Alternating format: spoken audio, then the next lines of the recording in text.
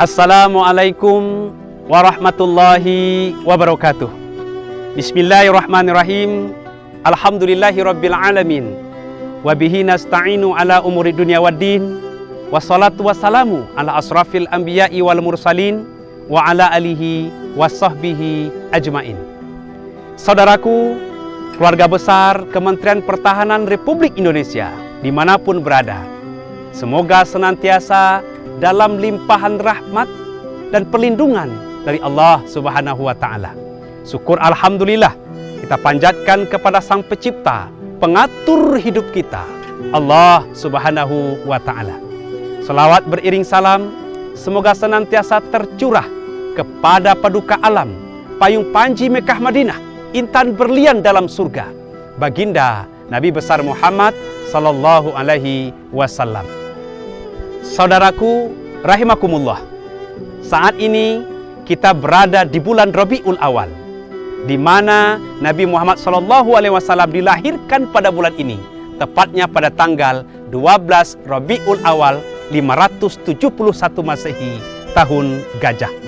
Sudah menjadi syiar bagi umat Islam untuk memperingati Maulid, memperingati hari kelahiran Nabi Muhammad sallallahu alaihi wasallam. Oleh karena itu, tema yang diangkat kali ini adalah Rasulullah sallallahu alaihi wasallam kita jadikan suri tauladan dalam melaksanakan tugas sebagai abdi negara.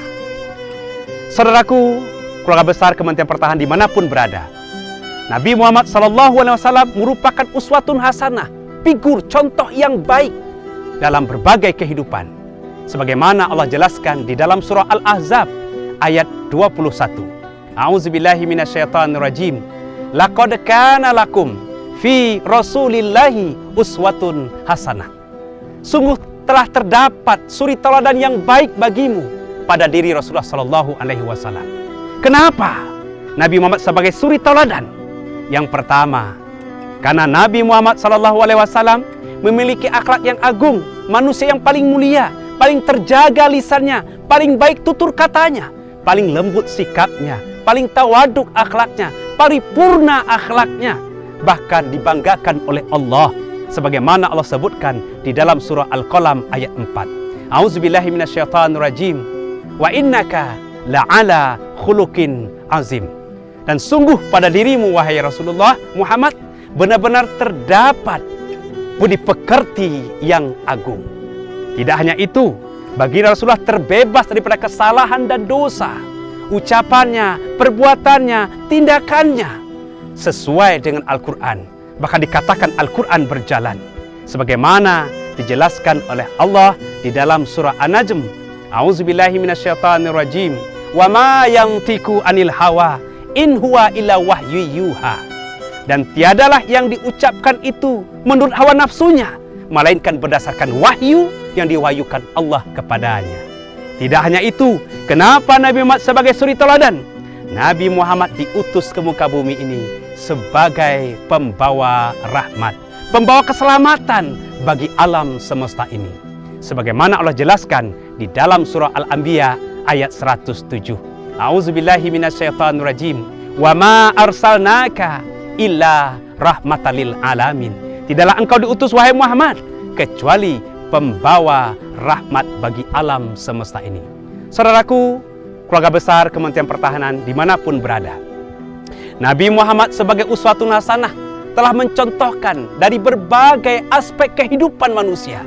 Tidak hanya sebagai pemimpin umat, pemimpin keluarga, sebagai ekonom, sebagai politikus, sebagai psikolog, sebagai panglima perang, maupun sebagai abdi negara. Apa itu abdi negara? Abdi negara adalah abdi, pelayan, melayani.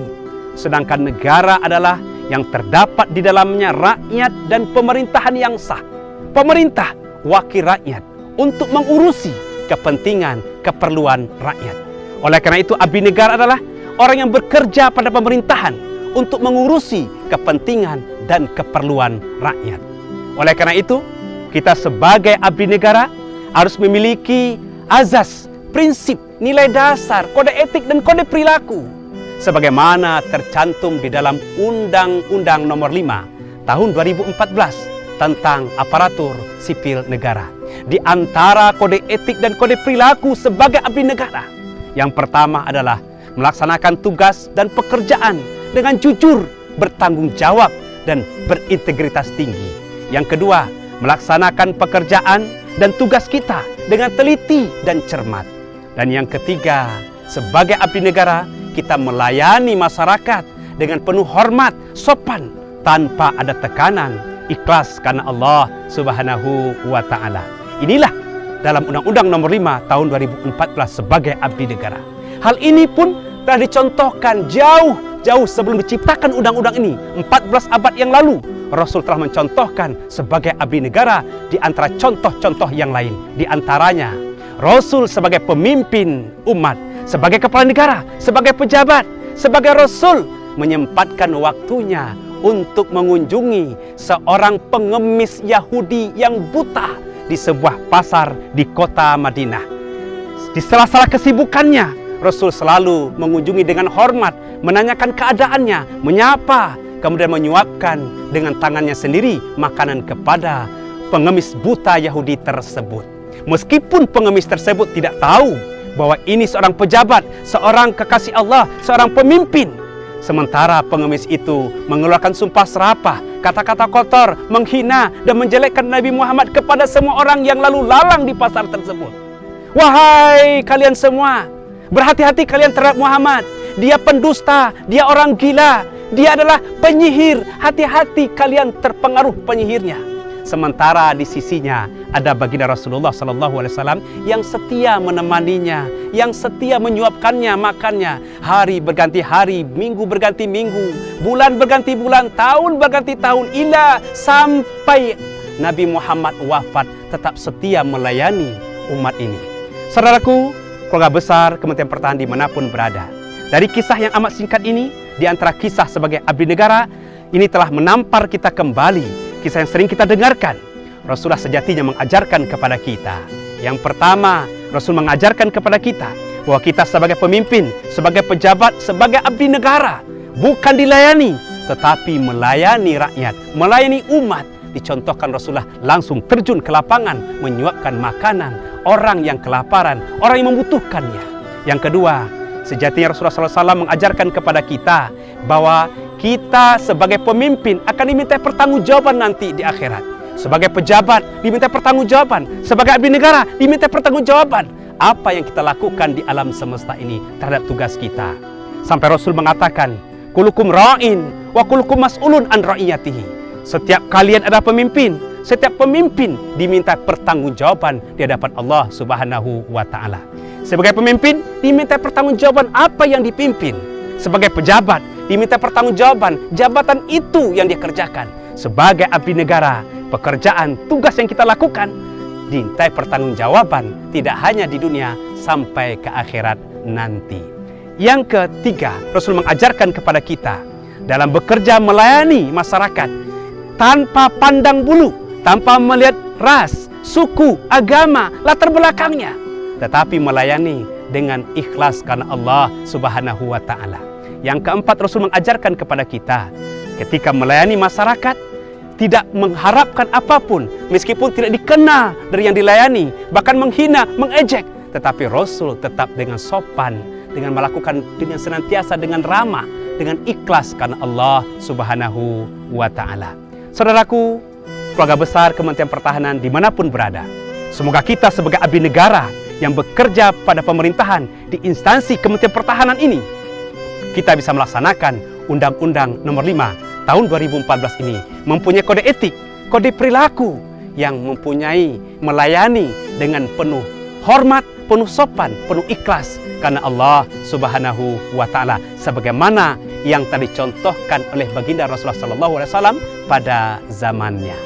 Saudaraku, keluarga besar Kementerian Pertahanan dimanapun berada, inilah yang dapat saya sampaikan.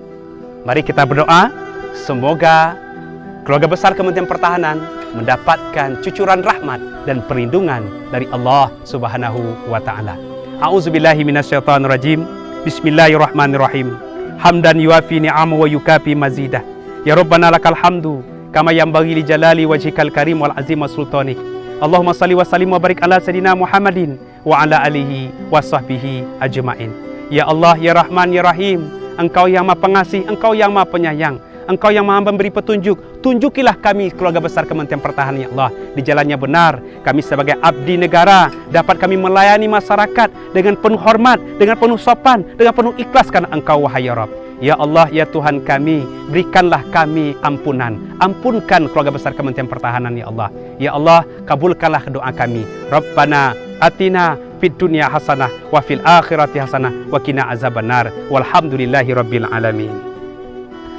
Saudaraku, keluarga besar Kementerian Pertahanan, inilah yang dapat saya sampaikan. Semoga kita bisa mengambil hikmah dan mengamalkan apa yang disampaikan, dicontohkan baginda Rasulullah Sallallahu Alaihi Wasallam. Mohon maaf atas segala kekurangan dan kesalahan. Bila taufik wal hidayah. Wassalamualaikum warahmatullahi wabarakatuh.